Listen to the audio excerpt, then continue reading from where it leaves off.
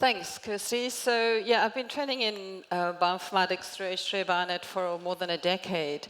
And that was primarily in the academic space. So our involvement with Africa CDC's NGS Academy has really given us a chance to apply that experience into the public health space. So I'm going to talk a little bit about the training challenges. We know that bioinformatics, I mean, every time we hear it, we've heard it several times here, bioinformatics training is in huge demand. The scope is broad, so not only is the scope of bioinformatics in terms of the skills we require broad, but so is the scope of the pathogens that you guys are all working on. Trainees are starting from different levels. Some have a degree in bioinformatics, though very few. Some coming from computational, some coming from the public health, some coming from a biological background. So you're always dealing with a mixed audience. We need foundational skills. So bioinformatics, it's really hard to just say, come in and here's the workflow for this pathogen. What about those basic skills in Unix, programming, R, etc.? Best practices for where you put your software. And we always, as we've just heard, the number of trainees you can put on any course is limited to really have an impact. And the length of time is really difficult to have a really long, intense course. And we need the follow-up. People don't want to go back to the institutions and be lost. And we've often, even now that we're moving to public health, our courses are often a big mix between academic and public health audiences. And then training funding, of course, is finite. So we've been through the NGS Academy having 4 major focus areas. So we're having capacity development, and that's the actual training that we do. Building the infrastructure to support training, so that's really implementing our H3 Bionet infrastructure, but the additional tools that I'll talk about, this curriculum that we're developing that I'll spend quite a bit of time on, and then we're also working very closely as one of the co-chairs with Duncan on the PHA4GE Training and Workforce Development Group, how we can make this more globally applicable. So our training strategy is really, again, like Alice actually, to see how what is the workflow of what people need to do in a public health lab, and what are the audiences. So we have wet lab people, we have bioinformaticians, and we should not forget the people who have to support those bioinformaticians, and such as the systems administrators who need to deal with bioinformatics software. But then we need to say, how do you make the public health officials understand what you're doing? How do we train trainers to make the training sustainable? So we used a 3-pronged approach. When we started NGS Academy, it was slap bang in the beginning of the COVID pandemic. So we immediately had to train on SARS, so that was the immediate need. But we needed to then also think about other upcoming needs. People also need to worry about malaria and all the other surveillance. And we wanted to develop this curriculum and expand the infrastructure. So the courses that we did run, we obviously started with SARS-CoV-2, so wet lab theory, all virtual because everybody was under lockdown at that point. We did theory, and then when people could slowly start traveling, they were sent to some labs in HGRD and CRISP with Tullio. And so we got some wet lab people trained, and then we needed to move on to the bioinformatics. And again, these were virtual. We did a little bit of foundational skills in Unix, and then the SARS-CoV-2 bioinformatics. And then we started also training more of the bioinformaticians in some of these foundational skills, introduction to programming, HPC, cloud, etc. For the public health officials, we realized that these guys are just far too busy to go on a course, so we would do, with the Africa CDC, we would organize a webinar and trying to kind of impart knowledge through that. And these were all virtual. And then beyond COVID, we started doing some more foundational bioinformatics. So we've got a group in East Africa that we've been running containers and workflows workshops with, beginnings and intermediate. And so there's a community now that now can build software. We've got another course running in March, and these are all in person. And then we also had a request from a group in Côte d'Ivoire and Institut Pasteur to do some malaria training. And so there's a combination of NGS training, wet lab and bioinformatics, and again, that was face-to-face training. And then we've recently, we've actually last year with Welcome Connecting Science, we ran a Train the Trainer course, and then last year we actually had some people in Cape Town continuing that trainer, how to run this remote classroom model. So we've trained, it's a very modest number. In H3 Bionet, we've trained over 4,500 people. Here, we were just doing sort of short, small courses. So we trained about 250, try to keep a good balance between female and male, and also try to get a good geographical distribution where we could. So we also, in this, built up training infrastructure. So we use RedCap for monitoring our applications and surveys. We use the ASLR platform for keeping the course materials for doing the assessments and multiple choice and marking and certificates, etc. And then we make sure that all these materials are immediately available. So we make them fair, we put them on Figshare, GitHub, YouTube, and then it's all available from the NGS Academy website. So the website is just some summary. It's got some information there also about the training survey that we've run through PHA4GE and some of those results. But for every course we run, we have the full outline of the course and all the modules, and then a direct link to the training materials, whether that be a video on YouTube and also the software as well. So that actually if you didn't manage to get the course run, if you didn't manage to attend the course, you could take all the materials, run it yourself, and then we actually we offered that if people were going to do that on their own, that we would then organize online training sessions with the trainers. And those were all thanks to volunteer trainers from all around the world. So the other thing we've been focusing on quite a lot is building a standard curriculum. So we know that that different people come from different backgrounds, but they all need to have certain skills and knowledge to implement pathogen, in this case NGS, for pathogen surveillance. And Africa CDC at that time was getting lots of requests to say, I'm happy to train, but how did they know that each training was equivalent on a particular pathogen, and what is the depth at which that training was being done? And once the people have been trained, how do we assess that they gained the particular knowledge or skills or the competence?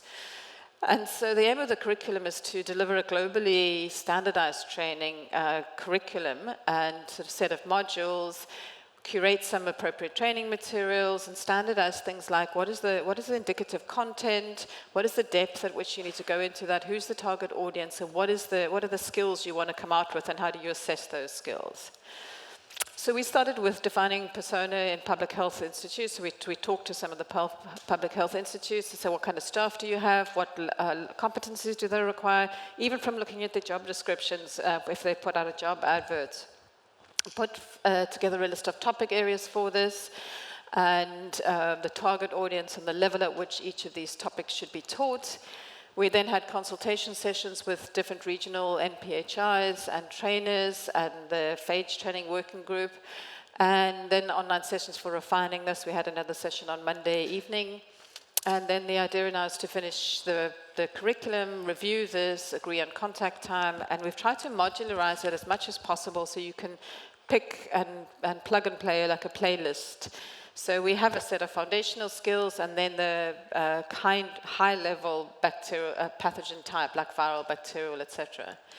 And the next aim is to then map this to existing courses. So if Africa CDC now wants to run another course, somebody comes to them with training materials, they can try and map those training materials to that curriculum and say, yes, I cover this content, and I cover it at the appropriate depth. It's not a 1-hour course, it's a 5-day or a 2-week course to make sure they get the depth. And so just as an example, the generic curriculum, some of the modules for wet lab scientists will be health and safety, laboratory practicals. Bioinformaticians, there'll be some foundational skills, and then there'll be some skills or general knowledge that everybody should know. You know, ethics, dissemination of results, what is NGS. You need to be able to talk to each other in the lab. And then for example, for the viral curriculum, there'll be some specific to wet lab people, some specific to bioinformaticians, and then some that maybe both can. But we know that sometimes your wet lab person is your bioinformatician as well, and they're the lab head, and they're everything else. So if you have a collective set of skills and competencies and modules for the entire public health lab, you can then say, well, this is for this staff, and divide it if you've got 10 staff versus if you've got 2 staff. So the way you'd use the curriculum is you decide what audience, where you're coming from, what foundational skills you need, and then what applied skills you need. So for example, if you're a bioinformatician doing bacterial pathogens, you need some foundational skills, and then you need specific ones to bacteria, and then even more specific to the kind of bacteria that you're going to be working on. Same with the wet lab, they'll have a different set of modules.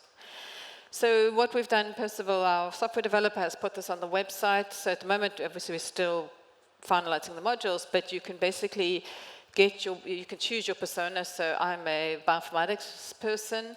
It lists all the possible modules, and then you can filter by the pathogen. So I'm a bioinformatician, but I'm going to do viral stuff. And then it gives you the list of modules that it thinks you should take. You can then actually go and do the assessment and say, well, actually, I've done that module because I know all the questions. And then you don't have to do the entire thing, but at least you know what you should know in the lab. And then you can also filter by pathogen and then by persona. So these are the eukaryotic pathogens, and then you choose which kind of person you are, and therefore chooses the curriculum for you. So the module, the kind of thing we're putting in each module is the name, the contributors, so it's a community effort. So if you contribute to this, you put your name in there and you get acknowledged for that. The contact time required, so that's the difference between just knowledge of a subject, high-level knowledge in a 1-hour lecture versus 6 weeks of intense practical experience. Who's the target audience? What is the format? Lectures, videos, practicals, hands-on wet lab, etc. The level. You're going to come out of this with very introductory knowledge, or you're going to come out as an intermediate or advanced. The learning outcomes, competencies, and actual assessment questions. And so we'll be linking these to existing courses and training materials, data sets, videos, software. And this is also for trainers, so that if you don't want to start a course from scratch, there's a lot of material available to you. We'll have licensing so that people are recognized for their materials, if you want to share them. And then what will happen is that you can then create your own playlists. So if you decide that you've got these foundational modules, you've got some bacterial modules, but you're only interested in, say, foodborne pathogens, then you can pick the different modules that are applicable to that, create a playlist, and then you can go and follow your own kind of trajectory of training.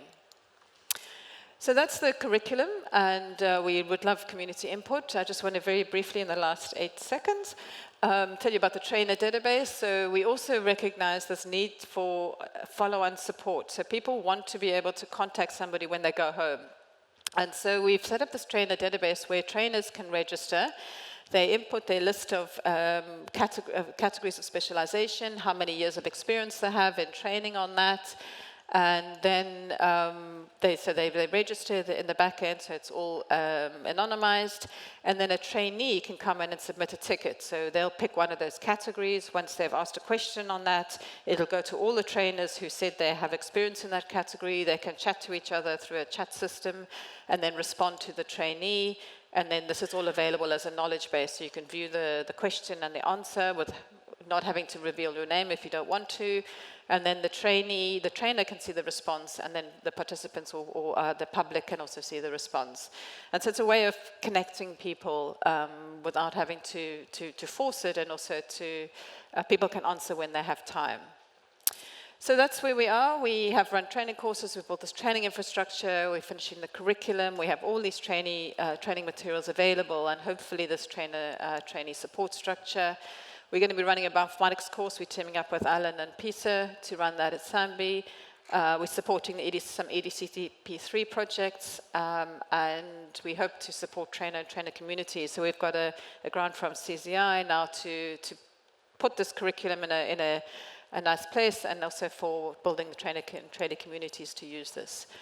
So with that, I'd like to acknowledge all the Africa CDC, who've been fantastic to work with, our team, and all the people we've worked with, all the volunteer trainers. Many of you are in the room. Without you guys, this couldn't happen. And our funding from the Bill and Melinda Gates Foundation and the CZI for the new funding. And this is the team. You've seen most of them walking around here. So thank you very much.